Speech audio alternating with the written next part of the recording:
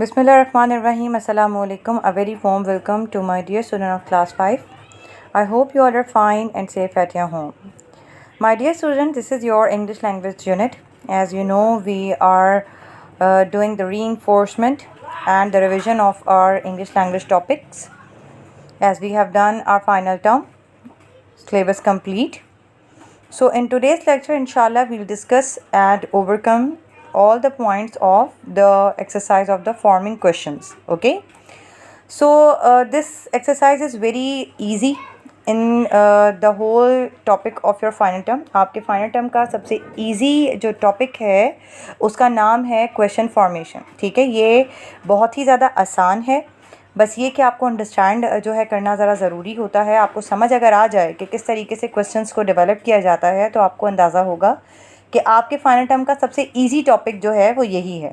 Okay, so here we have some things which we'll discuss in this topic, and definitely we'll try to overcome all the points and gray areas of making questions.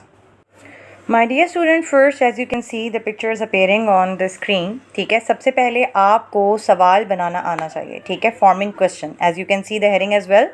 सवाल जो बनते हैं वो किससे बनते हैं, कैसे बनते हैं, वो हम बात कर लेते हैं. आपने देखा होगा अक्सर नॉर्मली जो भी हमारे पास क्वेश्चंस आते हैं आपके टॉपिक्स में, या आप देख लीजिए आपके जो सब्जेक्ट्स होते हैं उसमें जो सवाल बने होते हैं उसमें किस तरीके के जो है सब्जेक्ट्स में सवाल बने हुए आते हैं. ठीक है, जिसमें व्हाट का इस्तेमाल होता है, व्हेन का इस्तेमाल होता है, हु का इस्तेमाल हो रहा होता है. ठीक है, तो ये आप जो हैं एक तो ये एक क्राइटेरिया होता है सवाल बनाने का. ठीक है, जिसमें आप डब्ल्यू वर्ड्स को जो है यूज़ करके क्वेश्चन मेकिंग कर रहे होते हैं. तो फर्स्ट ऑफ ऑल हम इसको एक छोटा सा लुक इस पर भी नज़र डाल लेते हैं कि किस तरीके से जो है ये डब्ल्यू क्वेश्चन वर्ड्स बनते हैं और इनका मतलब क्या है.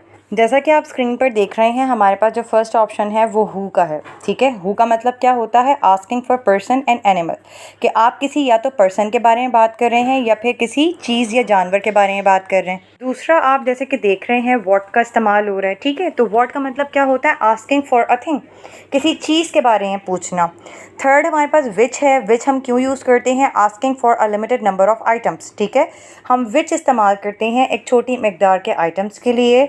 वेयर हम क्यों यूज़ करते हैं, वेयर हम यूज़ करते हैं जगह के लिए, आस्किंग फॉर अ प्लेस.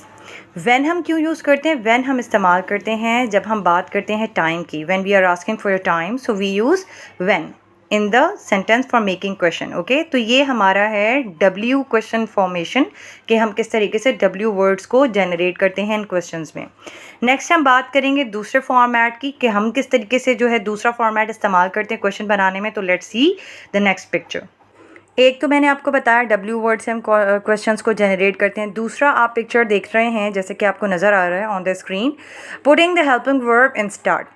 दूसरा फॉर्मेट कौन सा है क्वेश्चन मेकिंग का, कि आप अपने हेल्पिंग वर्ब को जो है वो कहाँ पुट कर लेते हैं, आप उसको जो है रिप्लेस करते हैं और आप अपने हेल्पिंग वर्ब को पहले रखकर सवाल जनरेट करते हैं. ठीक है, हेल्पिंग वर्ब की मदद से आप क्वेश्चंस को फॉर्म कर रहे हैं या फॉर्मेशन बना रहे हैं, उसको कहा जाता है putting the helping verb in the start. Okay, जैसा कि मैंने एक छोटा सा आप लोगों के लिए चार्ट बनाया कि किस तरीके से क्वेश्चन का मतलब होता है इंटरोगेट करना. ठीक है, यानी कि सवाल का मतलब होता है कि आप किसी से इंटरोगेट करें, पूछ गूछ कर रहे हैं. जो डेवलप करता है इंटरोगेटिव या क्वेश्चन फॉर्म, यानी कि वो फिर जो है इजाद करता है सवालिया या फिर सवाली जुमले को. ठीक है, फॉर एग्जांपल आपको पता है कि इंटरोगेटिव सेंटेंस बनाने के लिए हमारा हेल्पिंग वर्ब जो है वो पहले आता है, उसके बाद हम सब्जेक्ट का इस्तेमाल करते हैं, फिर हम क्या पुट करते हैं, first form of helping verb. और अगर आप टेंस का इस्तेमाल करें, जैसे कि यहाँ पर मैंने फोर्थ फॉर्म यूज़ की है क्योंकि यहाँ पर हम कंटिन्यूस का सेंटेंस यूज़ कर रहे हैं, और फिर हम लगाते हैं उसके बाद ऑब्जेक्ट. ऑब्जेक्ट के बाद फाइनल हमारा क्वेश्चन मार्क प्लेस करते हैं इंटरोगेटिव क्वेश्चंस के लिए. ठीक है, तो हमारे पास एक ये तरीका है क्वेश्चंस को जनरेट करने का. मज़ीद हम इसको डिस्कस करते हैं वो किस तरीके से. आप देखिए यहाँ पर आपको जैसे स्क्रीन पर नज़र आ रहा है कि मैंने एक सिंपल सा सेंटेंस लिखा है जिसमें मैंने ये लिखा है सना ईट्स फूड. ठीक है, अब अगर मैं आपसे कहूँ can anyone tell me what kind of sentence is it, इसका टेंस क्या है, तो बहुत आसान है, आप बिल्कुल इसे गेस करके बता लेंगे कि मिस ये तो प्रेजेंट इंडेफिनिट है.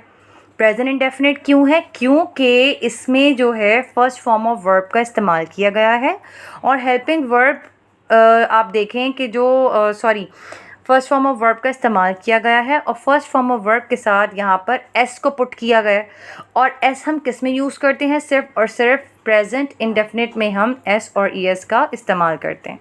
ठीक है, तो इसी तरह देखिए ईट से हम आइडेंटिफाई कर रहे हैं कि ये प्रेजेंट इंडेफिनिट का जो है वो टेंस है, यानी कि जुमला है, सेंटेंस है। इसका हेल्पिंग वर्ब कौन सा होता है प्रेजेंट इंडेफिनिट का? डू और डज। अब यहाँ पर सना की बात हो रही है। सना डेफिनेटली सिंगल पर्सन है तो उसके लिए हम डज का इस्तेमाल करेंगे। जब हम इसको चेंज करेंगे क्वेश्चन में तो हेल्पिंग वर्ब हमारा क्या आ जाएगा? पहले आ जाएगा, यानी कि डज आ जाएगा पहले, फिर होगा डज सना ईट फूड। ठीक है, और फिर हम प्लेस करेंगे क्वेश्चन मार्क। तो ये हमारा जो है जनरेट हो जाएगा क्वेश्चन सेंटेंस, इंटरोगेटिव सेंटेंस। ठीक है, इसी तरीके से जब हम देखते हैं नेक्स्ट एग्जांपल इसमें लिखी है they are going to market. अब पहले मुझे ये बताइए ये कौन सा टेंस है? यस, वेरी ट्रू, ये आपका प्रेजेंट कंटिन्यूस का टेंस है। प्रेजेंट कंटिन्यूस का टेंस क्यों है? क्योंकि इसमें इज़, एम, आर का इस्तेमाल हुआ है और वर्ब की फोर्थ फॉर्म यूज़ हुई हुई है, यानी कि आईएनजी फॉर्म। ठीक है, जब हम इज़, एम, आर और फोर्थ फॉर्म ऑफ वर्ब को इस्तेमाल करते हैं तो दैट्स मीन ये हमारा प्रेजेंट कंटिन्यूस का टेंस है। ओके, और जब हम इसको चेंज करते हैं क्वेश्चन में तो डेफिनेटली हमारा हेल्पिंग वर्ब कौन सा है? आर। यहाँ पर देख रहे हैं कि आर हमारा हेल्पिंग वर्ब है जो कि फर्स्ट में आ जाएगा। तो पहले आ जाएगा आर, फिर उसके बाद आएगा दे, सब्जेक्ट जो है वो चेंज हो जाएगा, are they going to market. ठीक है, तो फिर इस तरीके से आपका सेंटेंस जो है वो क्वेश्चन में चेंज हो जाएगा। नेक्स्ट आप देखिए हमारे पास जो लास्ट एग्जांपल है वो लिखी हुई है आई एट एन एप्पल। अब आप जब इसको आइडेंटिफाई करेंगे तो डेफिनेटली आपको पता चलेगा कि ये जो है वो पास्ट इंडेफिनिट का टेंस है। क्यों? क्योंकि यहाँ पर वर्ब की सेकंड फॉर्म एट इस्तेमाल हुई हुई है, तो ये हमारा पास्ट इंडेफिनिट का टेंस होगा। और पास्ट इंडेफिनिट में आपको पता है कि पॉजिटिव सेंटेंस जो हमारा सिंपल सेंटेंस होता है उसमें हम सेकेंड फॉर्म ऑफ वर्ब इस्तेमाल करते हैं, लेकिन जब हम उसको चेंज करते हैं नेगेटिव या इंटरोगेटिव में, यानी कि जब हम डिड प्लेस करेंगे सेंटेंस में तो उसके साथ हम वर्ब की कौन सी फॉर्म लगाते हैं? फर्स्ट फॉर्म ऑफ वर्ब को इस्तेमाल करते हैं। ठीक है, तो यहाँ पर क्या हो जाएगा? Did I eat food. ठीक है, उसके बाद हमारा ये जो सेंटेंस है वो सिंपल से किस में चेंज हो जाएगा? इंटरोगेटिव में। तो ये जो है छोटा सा एक्सप्लेनेशन एरिया है हाउ टू डेवलप और मेक या फॉर्म अ क्वेश्चन। ठीक है, कि हम सवाल किस तरीके से बनाते हैं। आई होप कि आपको मेरे इस लेक्चर के थ्रू काफ़ी कुछ आइडिया हो गया होगा। Now in will move to the exercises. अब हम एक्सरसाइज की तरफ चलते हैं।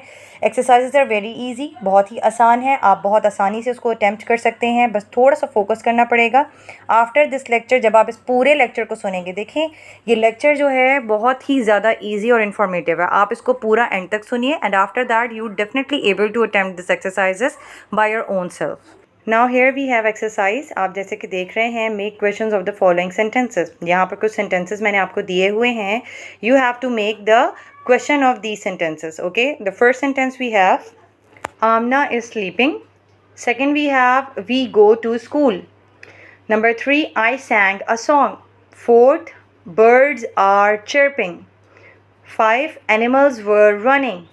6 he will play a game. 7 she has a red pen. Okay, so here we have the next exercise which you can see on the screen. Here we have the sentences. The first sentence is he is eating dinner at the restaurant. Number 2, he drinks orange juice for breakfast. Number 3, they want to go and see a movie. 4, he wanted to buy a new car. 5, she should become a teacher. 6, he needs to go to the market. 7, he has gone to hospital.